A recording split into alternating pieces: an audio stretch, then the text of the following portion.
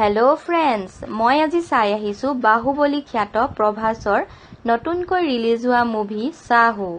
Sahu release হৈছে যোৱা শুক্ৰবাৰে 30 আগষ্ট 2019। বহুত ক্ৰিটিক্সে ইয়াৰ নিগেটিভ ৰিভিউ দিয়া আছে, কিন্তু ই এখন এণ্টাৰটেইনিং একশ্যন মুভি হয়।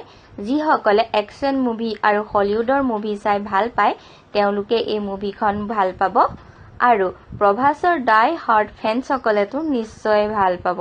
চিনেমাখনৰ কাহিনীটো হৈছে এজন কুখ্যাত অপৰাধীৰ ওপৰত। ইয়াত নায়কজনেই খলনায়ক, সেইবাবে কিবা মৰেল বা নীতি শিক্ষা ছ'চিয়েল মেছেজ পাম বুলি আশা নকৰিব এই মুভিখনৰ পৰা। ইয়াত বেছি ডায়লগো নাই, আপোনাক বৰ নকৰে ডায়লগ কৰি দীঘল দীঘল। এটা ডায়লগ আছে যোনটো বহুত ছিগনিফিকেণ্ট হয়।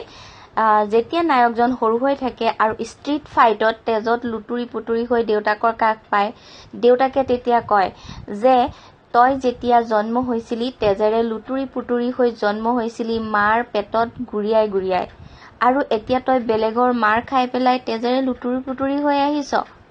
তই যা আৰু সিহঁতক মাৰি থৈ আহ, নহ'লে তাতে তই নিজে মৰি যাবি। এইটো কথাই গম পায় যে সেই অপৰাধ জগতখনত জীয়াই থকাটো কিমান টান কাম। প্ৰত্যেক খোজতে প্ৰাণৰ আশংকা। এজন দেউতাকে পুতেকক শিকাব লগা হৈছে কেনেকৈ ছাৰ্ভাইভ কৰিব সেই অপৰাধ অন্ধকাৰ জগতখনত, আৰু তাত আৰু বেলেগ কি কাহিনী দেখাব। সেইবাবে যিসকলে একশ্যন মুভি ভাল পায় তেওঁলোকে মুভিখন চাবলৈ যাব পাৰে, আৰু যিসকলে প্ৰভাসৰ ডাই হাৰ্ড ফেন্স তেওঁলোকেও যাব পাৰিব মুভিখন চাবলৈ।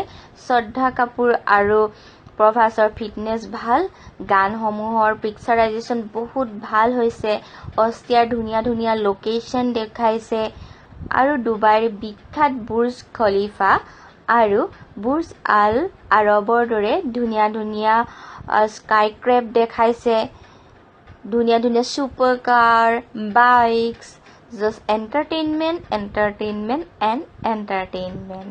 সেইবাবে মই মুভিখনক 5ৰ ভিতৰত 4 ৰেট দিম আৰু আপোনালোকক চাবৰ কাৰণে ছাজেষ্ট কৰিম।